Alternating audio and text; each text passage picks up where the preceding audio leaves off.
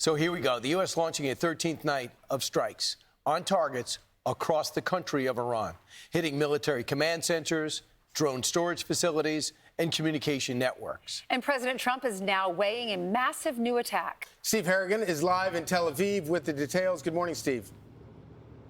Good morning. Those attacks by U.S. forces over military targets in Iran began at about 2 a.m. local time. The strikes lasted for more than 2 hours. This was the 13th night in a row that the U.S. targeted military targets inside of Iran. It comes as President Trump is warning of something possibly much bigger on the horizon, telling Axios there could be a massive attack on Iran, that the president is close to a decision, but a decision has not been made yet. One thing the president has been firm on over and over again, the fact that he says Iran will never have a nuclear weapon. Here's President Trump. Doing very well against the Islamic Republic of Iran. We're doing extremely well. They would like to do something, but I say they're not ready yet. They got some evil intentions. We cannot let them have a nuclear weapon. If we did all this that I'm talking about your data centers, isn't that important? When they start blowing away communities one by one, we cannot let them ever even think about having a nuclear weapon, and that's exactly what's happening. They'll never have a nuclear weapon.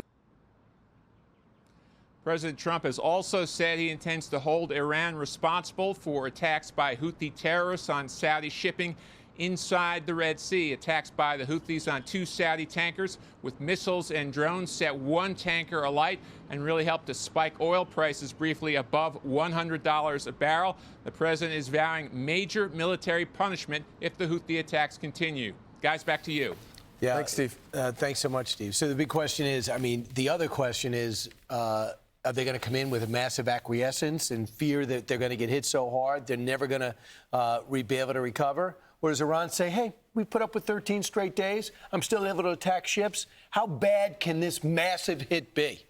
General Jack Keane joined us earlier and talked about what the president's likely to do.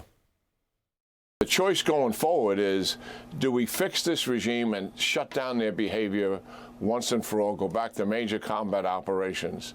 That is a much better choice. If we continue with negotiations, they've already demonstrated, even if we get a deal, they will not comply with it. What would that mean? That would mean strategic failure. People are not going to remember 5 years from now that we had to pay higher gas prices, and I'm not minimizing the impact that has on families and working class families who are meeting pay bills every month. Certainly it has an impact on them. But what they will remember is a regime that has recovered, that has rebuilt itself, that is a predator in the region again, and yes, killing Americans and our allies and partners and the Israelis once again. They will remember that. And that is something we can avoid right now. And I'm absolutely convinced the president is not going to go down that path.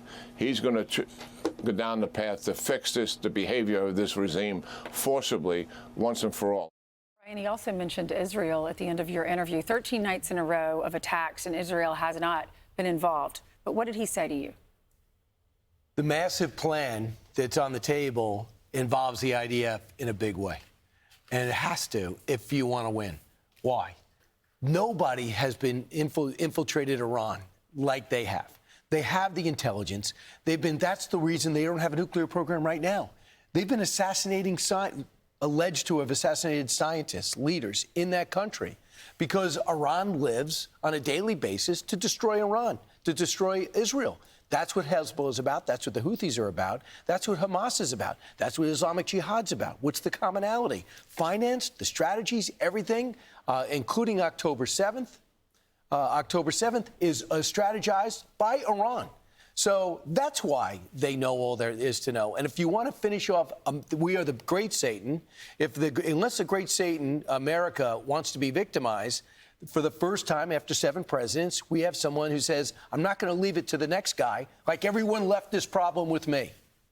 The really alarming part of all of this is that after, months after all of this started, and we have been bombing their nuclear facilities, obviously, and bombing their missile capacities, their missile stockpiles, they're still able to deliver pretty successful, pretty targeted attacks on their neighbors.